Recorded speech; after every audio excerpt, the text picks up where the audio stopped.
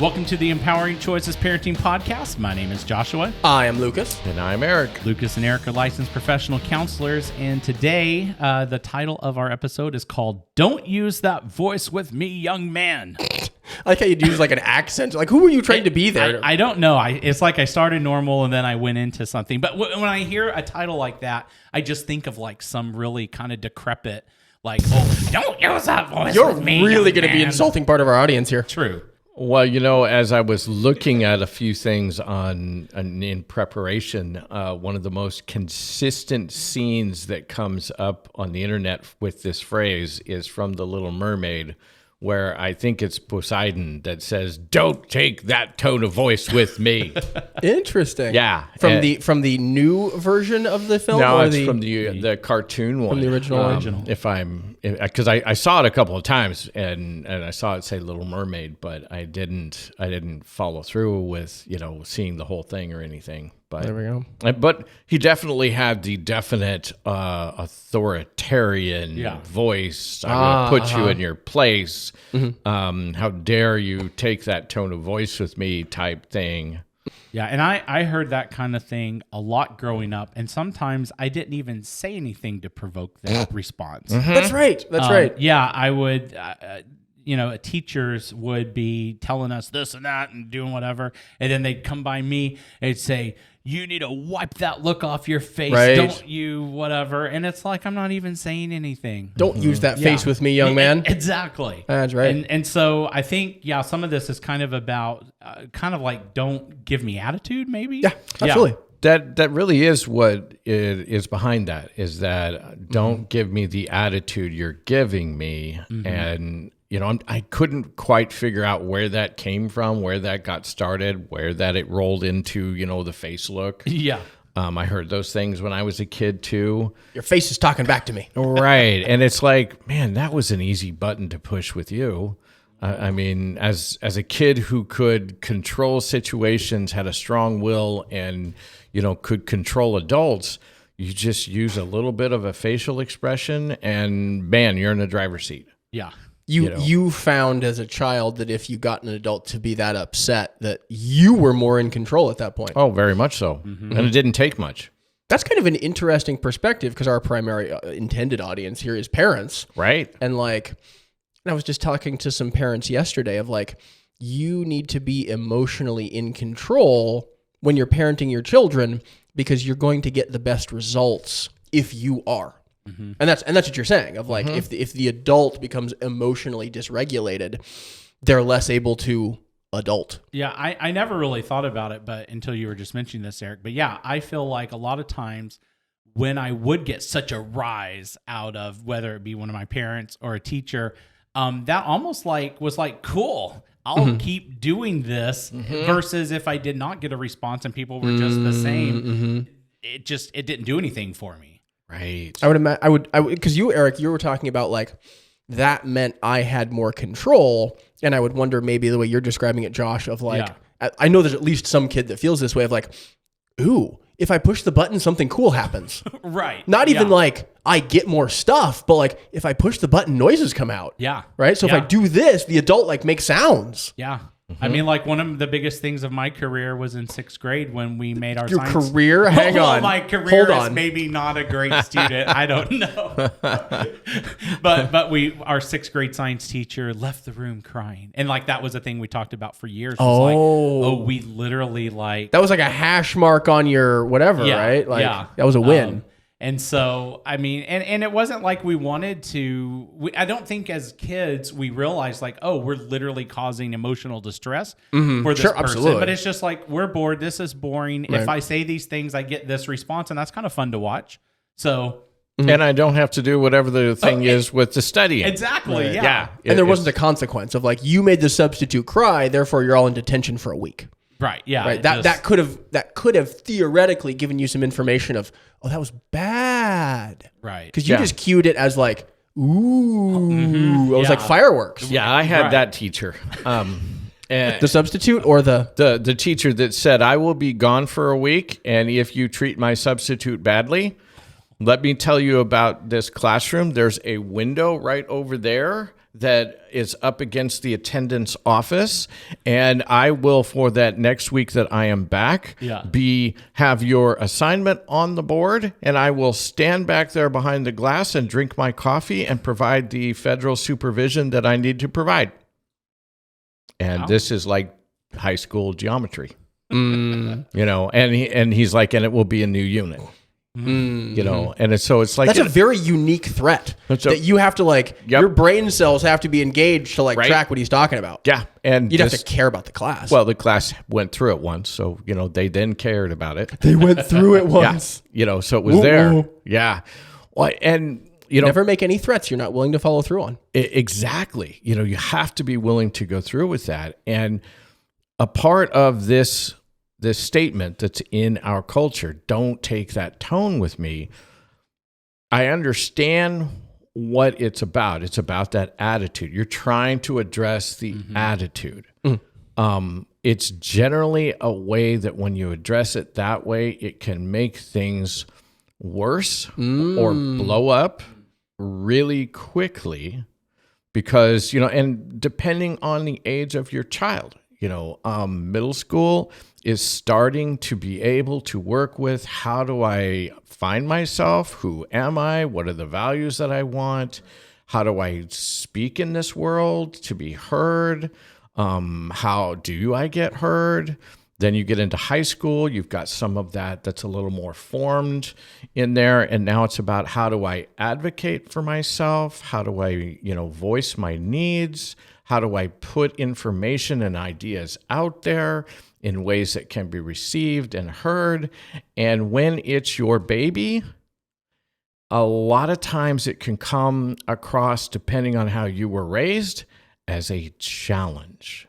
And that actually may be factually accurate. That may literally be what it is, of like, how far does this push anyway? Well, and if it's, and on the times when it's not a challenge, that it really is your kid developmentally trying to grow into these ways I just described. And I'm making the argument that that's like an unconscious challenge. They're pushing kind of their own boundaries in a way that like they should be. And I think we're saying the same thing. Yes. Because I would go, you know, like we were talking in the beginning, that is more conscious, and this one is more, hey, why do we mow the lawn that way? Wouldn't it be better this way? And now how you as a parent are hearing that. Yep. And okay, maybe they didn't say it in the absolute way of, well, hey, how about if we just mow the lawn like this versus why do we mow the lawn that way? I mean, really? This is stupid. You know, and now it has that attitude. And then we get into the debate we were just talking about, but it's honestly, it's a good moment where you can begin to mold things. But if you start with, don't take that attitude with me, you can cut yourself off at the knees right away. I'm not saying that this is not something that should ever be said or ever be heard. What I'm saying is that should not be a norm. Well, I mean, and one of the things that we're talking about is, so don't take that attitude with me. You're talking about nonverbals. You're not talking about the content of what is said. And I think what I hear you saying is the response from the parent in the way that they're articulating, don't take that tone with me, young man.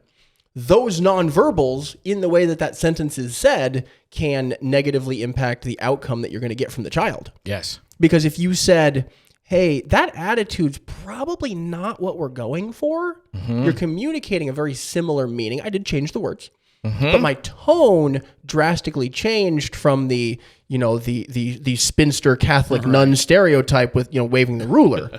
Well, another way that I've put it at different times is, you know, I'm not sure that the way you said that was exactly the way you meant it to be heard. Right. I'm not sure you wanted that to come across in the way that it just sounded. Right. Let's start there. I know that a part of the you know, kind of prep work I was doing for today's podcast talked about kind of some of this softer side of parenting that's out there in the world right now, and gentle parenting. Put a fine point on it. Yeah, we'll have to do a podcast on that or something. Where one person was saying that when a child is having a tantrum, they should have a freedom of the mouth.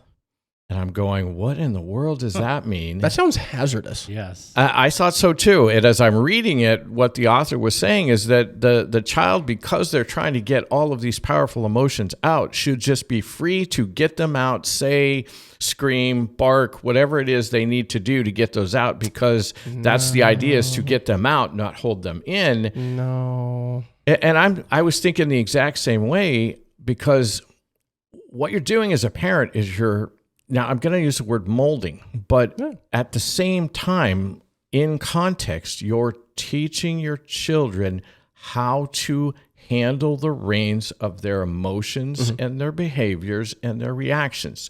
You're helping them mold their own reactions, their own selves. So if my child is having an emotional expression, I'm not going to stop the emotional expression per se. It depends on, are they being a danger to themselves or others? That's the bottom line right there. Yeah, foundational. Right. So if they're not, then what I might be saying is, you know what? It's fine to be upset, but you need to lower your volume. Right. At the top of your lungs. You're putting some is not working. boundaries on. Right. Yeah. You said molding. I just used boundaries. Yep. Those are very similar. Because what I'm doing is helping them to learn, because the way you're teaching your children to interact with this is how they're going to do it at work someday. Right. As an adult. It's how they're going to do it in the store someday as an adult. And so if they learn that this is just the way you do, you just get freedom of the mouth. When I have a temper tantrum, there are no rules because mommy and daddy taught me to. Yeah. That sounds, as you said, when they grow up, why would they not carry that forward with them? The way children are raised are the way that they become adults. And that's what our research has shown. Right. Our research. That's what the research has shown. Our personal. And that's like the perfect recipe for how you do make a lot of the videos that I like to watch on like TikTok or YouTube. It's the freedom of the mouth, and probably a kid that wasn't ever trained not to do that. And so then they blow up at the Wendy's or at the McDonald's and somebody films it, and then they become a viral thing because it's like, yeah, you're yelling for 20 minutes about a hamburger being cooked wrong. Right.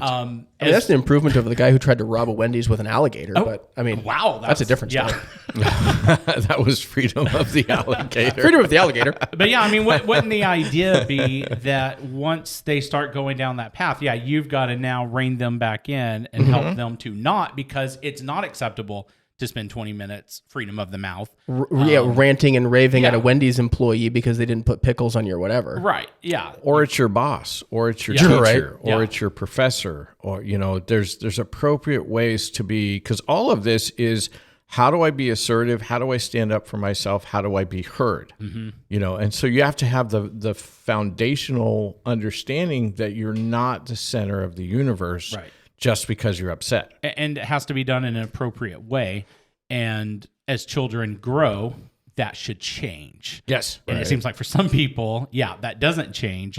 But that, as a parent, what we should be doing is trying to help go, yes, it's appropriate for a little baby to cry because that's all they know to do. But now you're 10 years old and we need to work on a better response. You can still cry, but now we need to talk. Yeah. Also. And we need to talk about, was that the best way to be able to bring it out, that's what you needed, wanted, hoped for, or how you were hurt.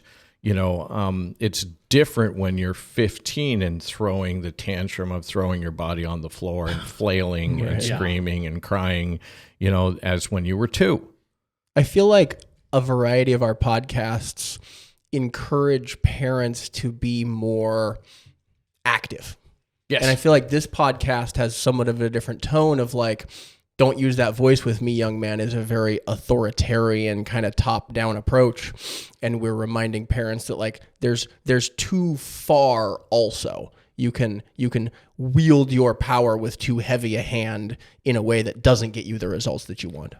And one of the things that I saw in that same article that talked about, the freedom of the mouth, they actually had 2 other interventions in there. And I went, we've got tools that are kind of, that same exact thing. So when the child has this sassy attitude, one of the interventions was to be able to basically get them on a different topic. Okay, so that's distraction. Yeah. And another It's intervention a was really good tool for young children. it really really is. good Pick them up and get them in play mode.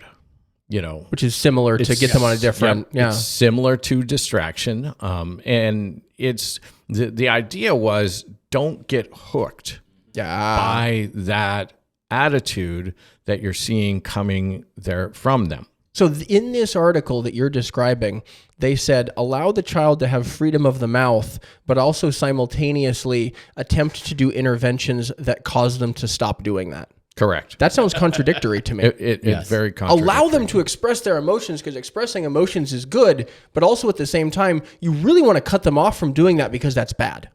Yeah. That was the tone you got from the article. Okay. That's kind that of sounds the thing really I got. contradictory. Yeah. I didn't read the article, obviously, but The pieces that I was taking away are, okay, yes, their attitudes are going to come. Remember, your kids are emotionally based thinkers. So that's how they're going to see the world. The Bluey episode that we did was just such a beautiful example of what an emotional based thinker looks like. they can't see farther than the end of their nose. And they're not going to be able to put together, because it's not just emotional based, but they also don't have big picture, cause and effect thinking yet. Long-term Those are thinking. things that, long-term thinking. So when the option was go to bed, get a good night's sleep, Right. get up early and have a full, good day tomorrow. rested good day tomorrow, Or have fun now. or play hamburger stand in the bathtub, and they're like, oh, so what would you like on your hamburger? Exactly. It's and that's exactly what I would expect that age group to do, which means that sometimes when they're throwing that attitude, they don't understand why that's happening or why they're doing it consciously. That's what Josh was saying about himself. To a certain degree, yes. Of like, wait, Yes. Whereas for me, I would throw that more consciously as a way of controlling a situation. Yeah. And so if I had a person who could sidestep that, Not then- get hooked and on not the- get hooked on that, and be able to still remain kind of, the adult in the situation, Emotionally grounded. grounded, that made it so that I wasn't in control. And now I actually respected that adult just a little bit more and wanted to hear just a little bit more of what they were there to say or do or so forth, even a substitute. So it kind of sounds like we are saying that we shouldn't, or we are saying that the concept of don't use that voice or don't have that attitude with me is something that we do want to work on. We want to prevent them from, or we want to kind of map them from having those. However, saying don't use that attitude with me, don't use that voice with me is not what actually solves the problem. The way you enunciate that is Yeah. exactly the way that I think all of us hear that in our head. Yeah. And I think it's, ironically, the nonverbals of the parental statement is, I think, possibly the thing that we're critiquing of like, that may not be your best intervention with a child who is lipping off. Yep. You want to be emotionally grounded yourself and say, the way that you said those words needs some improvement. And maybe it's, did you intend them that way? Or I see what you're trying to do. Knock it off. Yeah. And I would say that, the child who is more intending that, intentional, those approaches need to be there in a different way than the child who is just, over the lawn. Why do we do it this way? I don't want to do it this way. Why don't we do it this way? A completely different type of a situation. And so I guess my advice would be explore it. Yeah. Explore it before you just have the reaction of, don't take that voice with me. Right. And I'm not calling this an absolute. There is a place for that at different times, but you have to know your child. Right. You have to know when that needs to be dropped into the middle of that situation. And it's generally not going to be a lot. Right. So I think that was some good advice and definitely something that I will probably be faced with, considering how I don't know if this works this way, but I was always told I will someday have to reap all the craziness that I caused. You as will raise a child like yourself. Exactly. Yeah. And so our joke right now is my wife will say, "That's your son." I'm like, "Well, it's your son too." She's like, "But he's acting more like what I heard you acted like." Right. But the thing that we're seeing right now, Exactly. So we have, as Eric mentioned, some of the different tools and things. We have courses and information on all of that. It's also all in our parenting manual. And so definitely make sure to check that out. You can go to empoweringchoices.community or go to the App Store, download our app by searching Empowering Choices Parenting. And then if you could, it would really help us out a lot if on whatever platform you're listening or watching this on, if you could give us a review, let us know what you think of the episodes, and let us hear kind of what you think and if you have any questions. So we will see you on the next episode.